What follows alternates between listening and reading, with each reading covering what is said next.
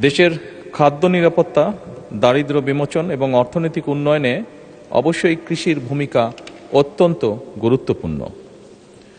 তবে আমরা যেটি সবাই দেখছি, আমাদের চোখের সামনেই ঘটছে বিভিন্ন বিষয়, যেমন জলবায়ু পরিবর্তন, জনসংখ্যা বৃদ্ধি, জমির পরিমাণ হ্রাস এবং প্রযুক্তির যে সীমাবদ্ধতা, এ সকল কারণে কৃষিখাত বিভিন্ন রকম চ্যালেঞ্জের সম্মুখীন। আমাদেরকে এসব চ্যালেঞ্জ মোকাবেলা করেই কৃষি উৎপাদন এবং উৎপাদনশীলতা বৃদ্ধির মাধ্যমে কৃষিকে টেকসই এবং লাভজনক খাতে রূপান্তর করার লক্ষ্যে সমগ্র দেশবাসী দেখেছেন আমরা এরই ভিতরে 14 এপ্রিল কৃষক কার্ড আমরা যেটি প্রতিশ্রুতি দিয়েছিলাম নির্বাচনের পূর্বে, সেটির কাজ আমরা শুরু করেছি। কৃষক কার্ড আমরা বিতরণ করেছি।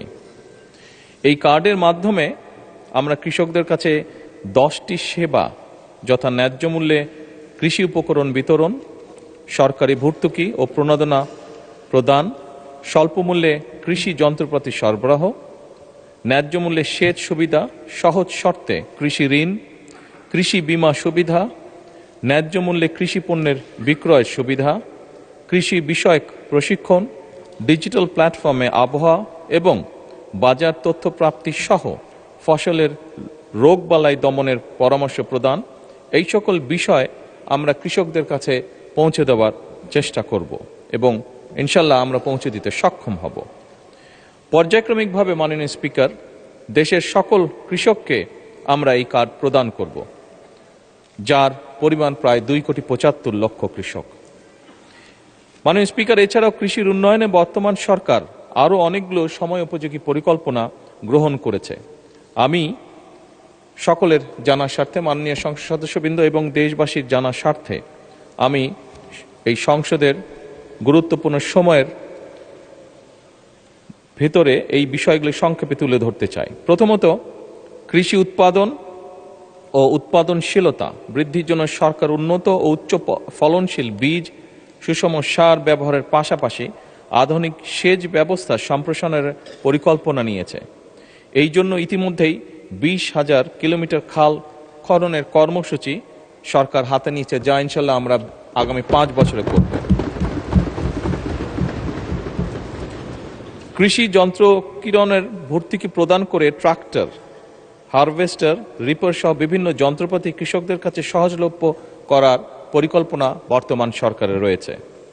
মাননীয় স্পিকার, পতিত জমি আবাদের আওতায় আনা এবং জমির সর্বোত্তম ব্যবহার নিশ্চিত করার জন্য ক্রপ জোনিং পদ্ধতি চালু করা হয়েছে। এর মাধ্যমে নির্দিষ্ট অঞ্চলের মাটি, আবহাওয়া ও পরিবেশ উপযোগী ফসল নির্ধারণ করা হয়। তার ফলে জমির অপচয় এবং ফসলের উৎপাদন বৃদ্ধি পায়। একই সাথে পতিত জমি চিহ্নিত করে সেগুলিকে আবাদের আওতায় আনার জন্য বিভিন্ন কর্মসূচি গ্রহণ করা হয়েছে, যেমন খাল খনন কর্মসূচির মাধ্যমে ভূ-উপরিস্থ পানির ব্যবহার বৃদ্ধির মাধ্যমে পতিত জমি কৃষির আওতায় আনার উদ্যোগ গ্রহণ করা হয়েছে। মাননীয় স্পিকার, এছাড়াও সিলেট অঞ্চলে পতিত জমি সহ চরাঞ্চলের পতিত জমি চাষাবাদের আওতায় আনার জন্য বিশেষ প্রকল্পের মাধ্যমে ব্যবস্থা গ্রহণ করা হচ্ছে।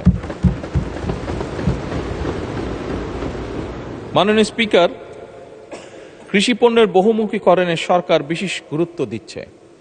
একসময় ধান নির্ভর কৃষি ব্যবস্থা এখন ধীরে ধীরে ফল, সবজি, ডাল, তেল, বীজ, মশলা, ফুল চাষ খাতে সম্প্রসারণ করার জন্য সরকার বিভিন্ন ব্যবস্থা গ্রহণ করছে। মাননীয় স্পিকার, কৃষকদের জন্য প্রণোদনা ও সহায়তা কার্যক্রম স্বচ্ছ ও জবাবদিহিমূলক করার জন্য কৃষক কার্ডের মাধ্যমে কৃষকদের বীজ, সার, কৃষিযন্ত্র ক্রয় সহ বিভিন্ন খাতে ভর্তুকি প্রদান করা হবে ইনশাল্লাহ। তাছাড়া কৃষকদের জন্য স্বল্প সুদের কৃষি ঋণ এবং ফসল বীমা চালু করার উদ্যোগ গ্রহণ করার পরিকল্পনা আমাদের রয়েছে। মাননীয় স্পিকার, প্রাকৃতিক দুর্যোগে ক্ষতিগ্রস্ত কৃষকদের পুনর্বাসনের জন্য বিশেষ সহায়তা কার্যক্রম গ্রহণ করা হচ্ছে। দেশের ভূমিহীন, প্রান্তিক ও ক্ষুদ্র চাষীদের কল্যাণে প্রতি অর্থ বছর কৃষি মন্ত্রণালয়ের বাজেটের কৃষি পুনর্বাসন সহায়তা খাতে অর্থ বরাদ্দ প্রদান করা হয়। চলতি 2025-2026 অর্থ বছরে কৃষি পুনর্বাসন সহায়তা খাতে 700 কোটি টাকা বরাদ্দ রয়েছে। মাননীয় স্পিকার, উক্ত বরাদ্দ হতে ক্ষুদ্র ও প্রান্তিক কৃষকদের বিনামূল্যে বীজ, সার ও অন্যান্য কৃষি উপকরণ বিতরণ বাবদ 401,60,00,000 টাকা ছাড় করা হয়েছে এর মধ্যে।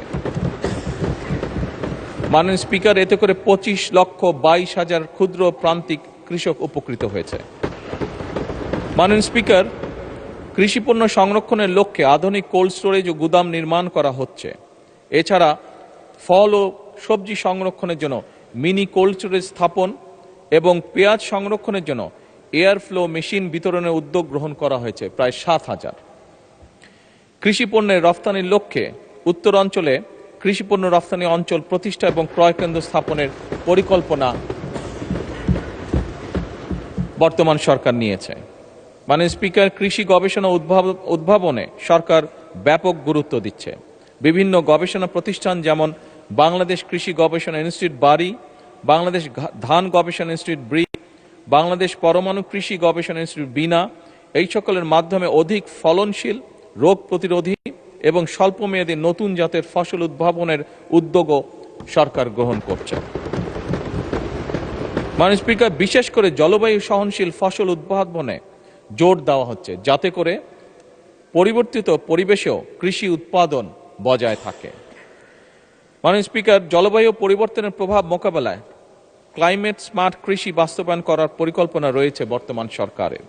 লবণাক্ততা, খরা ও বন্যা সহ সহনশীল ফসল চাষ, পানি ব্যবস্থার উন্নয়ন এবং টেকসই কৃষি প্রযুক্তি ব্যবহারের মাধ্যমে কৃষিকে পরিবেশ বান্ধব করা, কম সেচ, কম রাসায়নিক সার ও কম কীটনাশক প্রয়োগের মাধ্যমে ফসল উৎপাদন, প্রিপেইড মিটার স্থাপন এবং সেচের অল্টারনেট ওয়েটিং অ্যান্ড ড্রাইং পদ্ধতির মাধ্যমে খরাপ্রবণ অঞ্চলে ভূগর্ভস্থ পানির ব্যবহার কমিয়ে পরিবেশের ভারসাম্য রক্ষা, মোবাইল অ্যাপ যেমন খামারি অ্যাপস ব্যবহার করে স্থানভিত্তিক উপযুক্ত ফসল চাষ করে সেচ, সারসহ অন্যান্য উপকরণের সর্বোত্তম ব্যবহার, প্রিসিশন এগ্রিকালচার ইত্যাদির জন্য উদ্যোগ গ্রহণ করা হচ্ছে। মাননীয় স্পিকার, ধন্যবাদ।